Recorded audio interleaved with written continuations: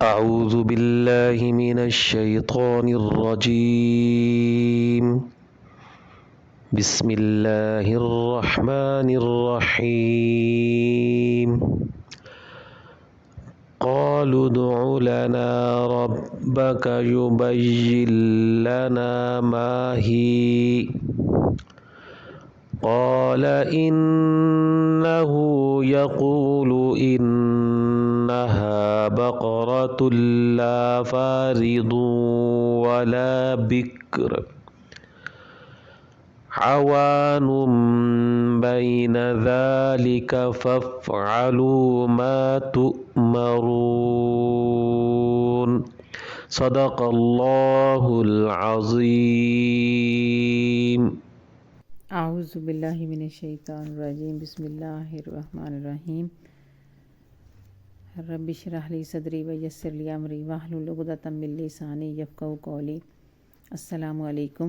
سورۃ بقرہ کی جو آیات مبارک کا ترجمہ جاننے کا سلسلہ جاری و ساری ہے، اللہ پاک کے کرم اور فضل سے اور اس کی دی ہوئی توفیق سے اسی سلسلے کو آگے بڑھاتے ہوئے قالوا ادع لنا، انہوں نے کہا ادع لنا، دعا کریں، لنا ہمارے لیے، ربا کا اپنا رب، یبین لنا، بتلائے، لنا ہمیں، ماں کیسی، ہیا وہ، قال اس نے کہا، انہ بے شک وہ، یقول فرماتا ہے، انہا بے شک وہ، بقرہ گائے، لا فاردن نہ بوڑھی ہو، ولا بکر اور نہ چھوٹی عمر کی ہو،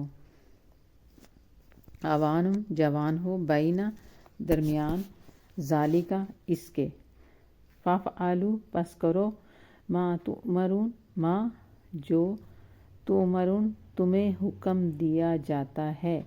اپنے رب سے دعا کیجئے کہ وہ ہمیں بتا دے کہ گائے کیسی، کہاں، اور وہ فرماتا ہے کہ وہ ایک گائے ہے، نہ وہ بوڑھی ہے اور نہ ادھسر جوان ہے، بلکہ ان دونوں کے بیچ میں ہے، تو کرو جس کا تمہیں حکم دیا جاتا ہے.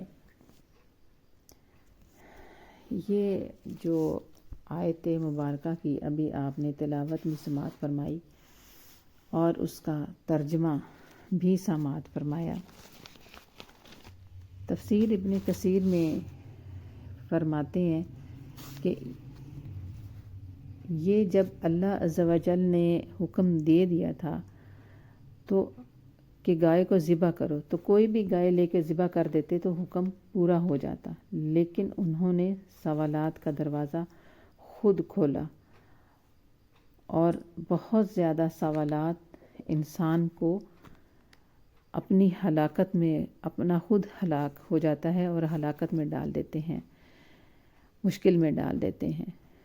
اگر انسان کو سمجھ نہیں آ رہی تو بعض اوقات کرنا بھی پڑتا ہے، لیکن بنی اسرائیل کی یہ عادت تھی کہ انہوں نے کوئی بھی حکم آیا ہے تو اس کو انہوں نے اپنی تنقید کا بھی نشانہ بنایا اور اپنی عادتوں کی وجہ سے اسی حکم کو اپنے لیے وبال بھی بنایا، اپنے لیے مشکلات بھی بنایا.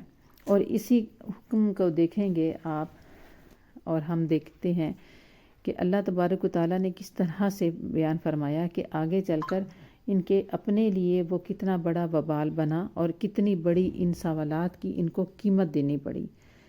کہ اللہ عز و جل کا حکم یہی ہے کہ اب اگر یہ لوگ جا کر کسی گائے کو ذبح کر دیتے تو کافی تھا، لیکن انہوں نے سوالات کا خود دروازہ کھولا اور کہا کہ وہ گائے کیسی ہونی چاہیے، اور اس پر حکم ہوا کہ نہ وہ بوڑھیا ہو، نہ بچی ہو، جوان عمر کی ہو، اور وہ نہ ہل کے لیے استعمال کی گئی ہو، یعنی نہ پانی بھرنے کے لیے، نہ کسی محنت مزدوری کے لیے وہ استعمال نہ کی گئی ہو، بلکہ وہ بالکل گھر میں شوق سے جس طرح سے پالی جاتی ہے اس طرح سے پالی گئی ہو.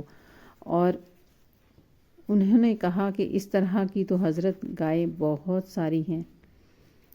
اب یہاں سے پھر وہ حضرت موسیٰ علیہ السلام کو یہی جواب دے رہے ہیں کہ اس طرح کی تو گائے بہت ساری ہیں، یعنی کہ حکم کو ابھی بھی نہ وہ سمجھنا چاہ رہے ہیں، نہ اس طرح سے عمل کرنا چاہ رہے ہیں. ان کی باتوں سے یہی لگ رہا ہے کہ وہ کسی بھی طرح سے اس بات کو سنجیدہ لے ہی نہیں رہے کہ ہم جو حکم آ رہا ہے اس کو پورا تو کریں، پھر ہم دیکھیں. اگر وہ نہیں ہوتا ہمارا، جس طرح سے انہوں نے ایک قتل کا کام کیا کہ وہ ایک عامل کو اس کے رشتہ دار نے، اس کے بھتیجے نے قتل کر دیا، اور اس کا معاملہ جب حضرت موسیٰ علیہ السلام کی بارگاہ میں پہنچتا ہے تو وہ فرماتے ہیں اللہ تبارک و تعالیٰ کے حکم سے کہ اس کو آپ ان کو کہہ دیں کہ وہ گائے کو ذبح کریں اور اس کا حصہ ایک جسم کو لگائیں، اور پھر وہ بندہ بتائے گا کہ اس کو کس نے قتل کیا. تو اگر اسی وقت سمپل سا یہ معاملہ تھا، اسی وقت کرتے تو بہت اچھی طرح اس کا جواب بھی آ جاتا. لیکن انہوں نے اس معاملے کو یہاں تک نہیں چھوڑا، بلکہ اس کو بڑھایا اور سوالات در سوالات کیے کہ یوں لگ رہا ہے کہ جس طرح سے وہ کرنا بھی نہیں چاہ رہے. تو رب تعالیٰ ہمیں حق سننے، حق سمجھنے اور حق کہنے کی توفیق عطا فرمائے، اور ہمیں حق پر استقامت عطا فرمائے. وما علینا الا البلاغ. صدق اللہ العظیم.